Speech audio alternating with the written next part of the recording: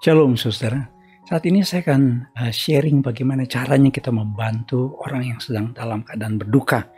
Ini bukan cara yang mudah sebenarnya karena kita tahu orang-orang yang dalam keadaan berduka karena kehilangan suami, kehilangan istri, kehilangan orang tua, kehilangan anak, kehilangan orang yang kasih. Itu satu perasaan yang sangat luar biasa beratnya dialami oleh orang-orang yang sedang berduka. Saya pun sebagai seorang hamba Tuhan, seringkali saudara harus saya akui, berkhotbah, melayani, mengkonseling orang dalam keadaan yang sedang berduka bukan satu hal perkara yang mudah.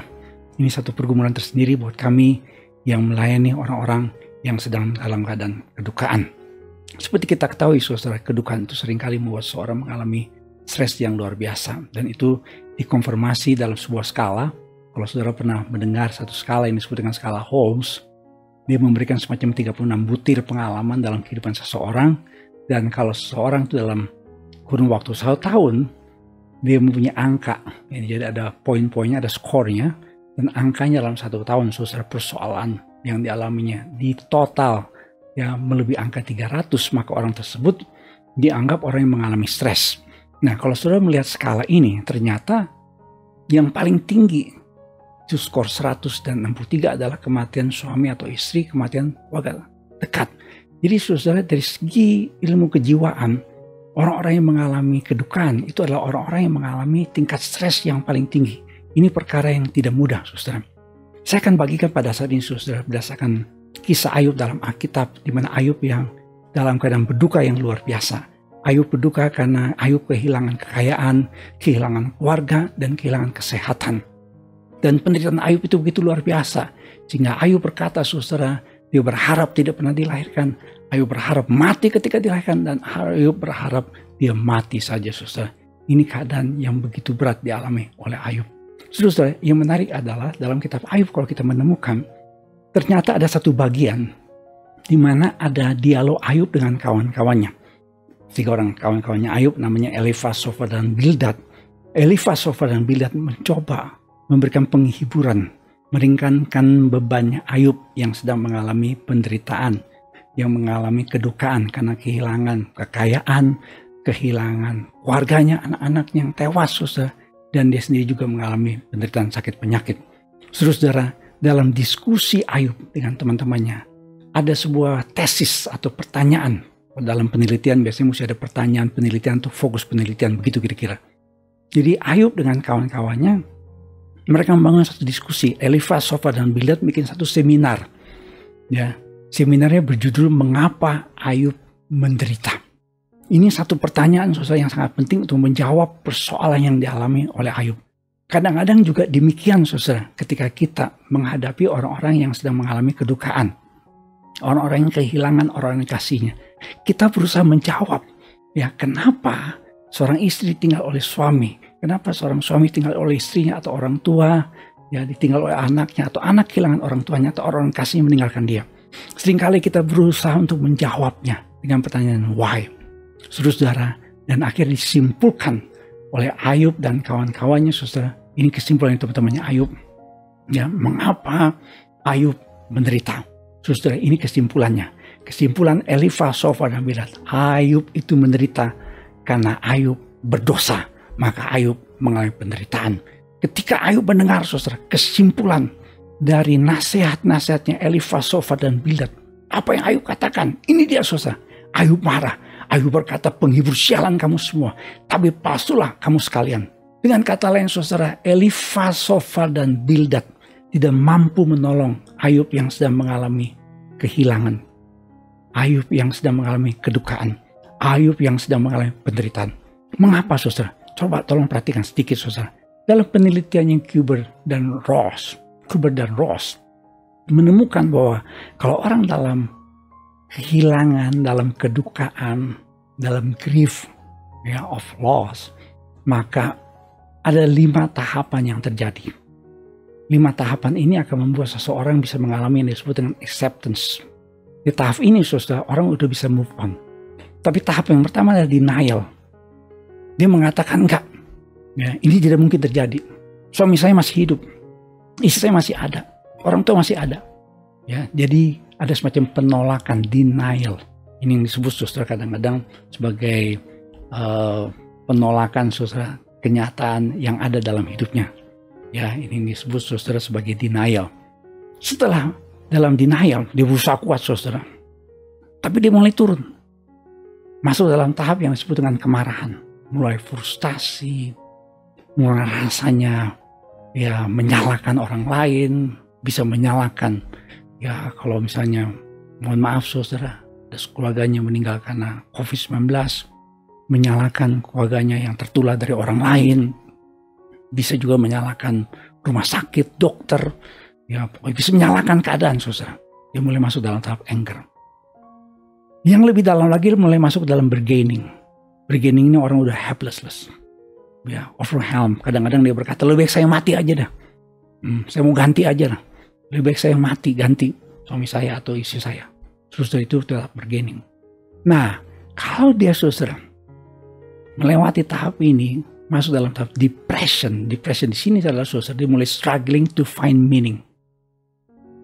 Mulai mencari makna kejadian yang dialami dalam hidupnya. Kenapa? Ini saya alami. Dia mulai ngomong sama orang lain. Dia mulai bisa sharing. Nah, ini dalam tahap yang sudah lebih baik saudara. Karena mulai dalam tahap naik. Dan akhirnya saudara, kalau dia bisa menemukan orang yang tepat. Orang-orang sekeliling yang bisa membantu dia saudara. Dia masuk dalam tahap acceptance. Di sini saudara peranan kita. Di sini peranan kita untuk membantu orang-orang yang dalam keadaan kedukaan. Namun saudara begini. Stages of grief itu tidak semudah seperti begini. Kelihatannya kan sederhana banget ya. Gitu ya. Kalau saudara lihat nih sepertinya kayak gampang ya. Nah di sini nanti juga ya dia bisa move on. Tapi ternyata saudara dalam penelitian mengatakan the road-nya ya perjalanannya jelimet. Belum lagi kita ngomong ada orang yang temperamennya saudara melankolis perasaan. Orang yang melankolis itu susah move on. Susah untuk bisa berkata saya bisa terima keadaan ini. Belum tentu saudara. Jadi jelimet. Disinilah diperlukan saudara satu hal yang sangat penting untuk membantu seseorang bisa move on sampai di sini. Ya, bisa naik sampai di acceptance. Apa itu saudara? Ada yang disebut dengan istilah empathy. Empati. Karena kalau kita lihat saudara, Ayub dengan teman-temannya saudara itu bisa menolong Ayub karena ada yang namanya empathy. Apa itu namanya empathy? Empathy is seeing with the eyes of another, listening with the ears of another, and feeling with the heart of another. Itu namanya empathy. Jadi saudara, satu kata yang paling penting untuk menolong seseorang saudara bisa sampai di dalam acceptance ini adalah empathy.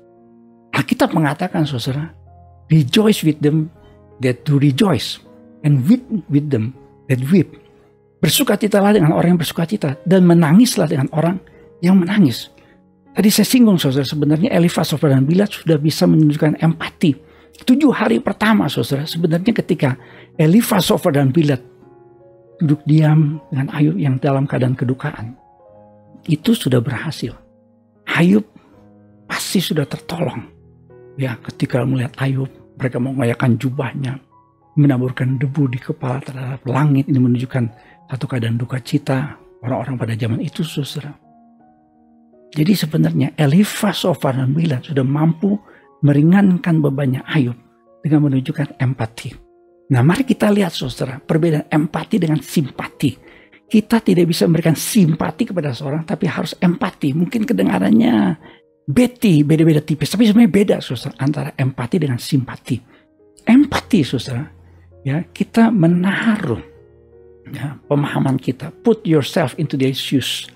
Jadi kita memahami seutuhnya, sedangkan sympathy itu understand from your own perspective.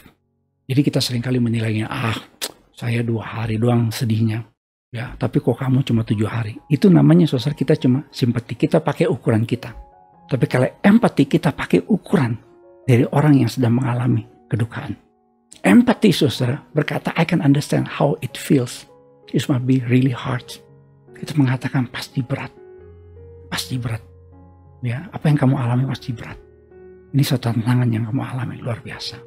Kalau simpati kita cuma mengatakan, aduh, kasihannya kamu, aduh, kamu menderita ya, kasihannya kamu. Saudara, empathy, no judgment. Sympathy, a lot of judgment. Terus saudara, ini yang dialami oleh Ayub. Kenapa Ayub marah sama teman-temannya Ayub? Elifaz, Sofar, dan Bildad. Karena teman-temannya Ayub hanya memberikan simpati. Mereka bikin seminar, nyata hasil seminarnya itu saudara, penuh dengan penghakiman. Dengan mengatakan bahwa Ayub menderita karena Ayub berbuat dosa. Dan saudara, empathy itu just listen. Sympathy, give and ask advice. Harus saya akui saudara, kalau saya berkhotbah dalam ibadah kedukaan, itu satu khotbah yang berat. Kenapa? Karena saya tahu saudara, orang yang sedang dalam kedukaan, istri atau suami, orang tua atau anak yang sedang dalam keadaan kedukaan, mereka membutuhkan empati. Lebih baik seharusnya saya datang ke tempat duka dan banyak mendengar.